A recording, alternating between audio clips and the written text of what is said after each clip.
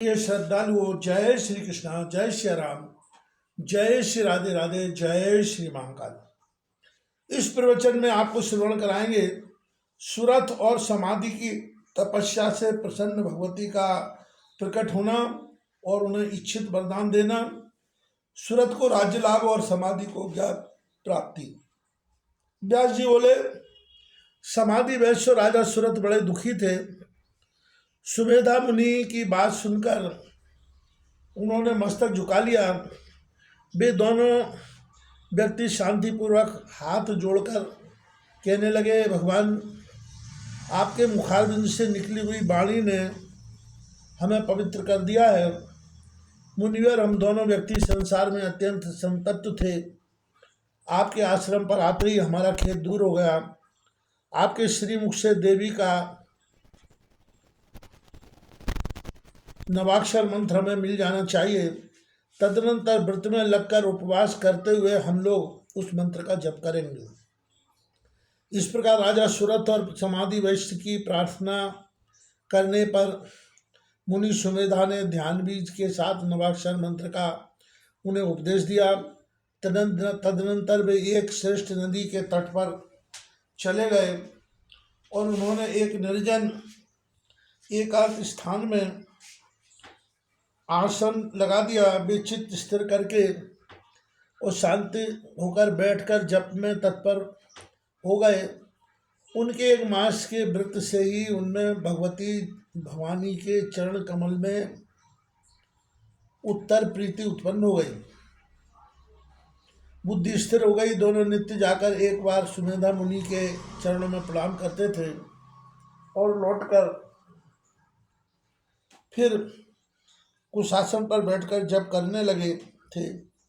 इस प्रकार एक वर्ष पूर्ण होने पर वे फलाहार का त्याग करके पत्ते के आहार पर रहने लगे।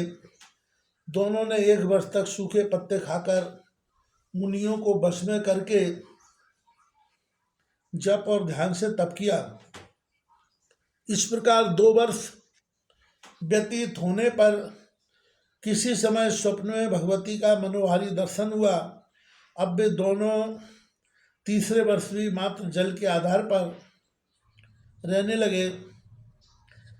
3 बार इस प्रकार तपस्या करके बाद वे दोनों राजा और वैश्य मन में देवी की साक्षात दर्शन की लालसा से चिंतित हो उठे।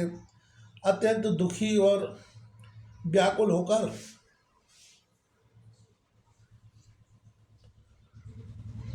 उन दोनों ने निश्चय किया कि मनुष्यों को शांति प्रदान करने वाली देवी का प्रत्यक्ष दर्शन नहीं प्राप्त हुआ, अतः हम शरीर का त्याग कर देंगे। ऐसा विचार कर राजा ने एक हाथ प्रमाण का त्रिभुजाकार अग्नि कुंड बनाया।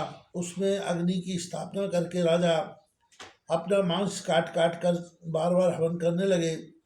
साथ ही वैश्य भी प्रदीप्त अग्नि में अपना मांस डालने लगे।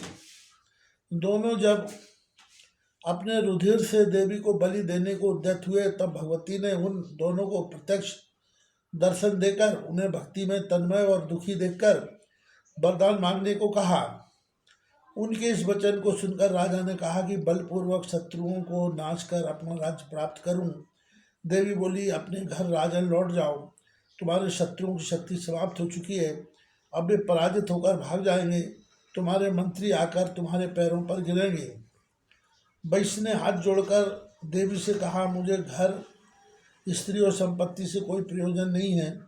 स्वप्न की भांति इनका नश्वरता स्पष्ट है। माता, आप मुझे बंधन से मुक्त करने वाला विशुद्ध ज्ञान प्रदान कीजिए। उसके वचन सुनकर भगवती बोली, वैश्वर, तुम्हें अवश्य ज्ञान प्राप्त होगा।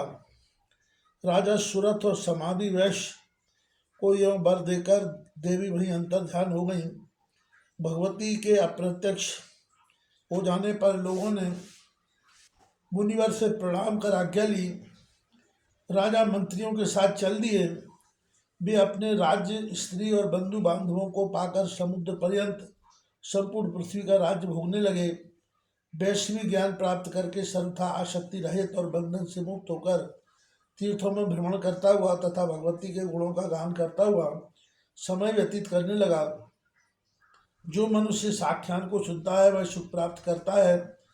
इसके श्रवण से ज्ञान, मोक्ष, कीर्ति और सुख प्रदान होता है। यह मनुष्यों की सभी कामनाओं की पूर्ति करने वाला धर्म, अर्थ, काम, मोक्ष की प्राप्ति का परम कारण बताया गया है।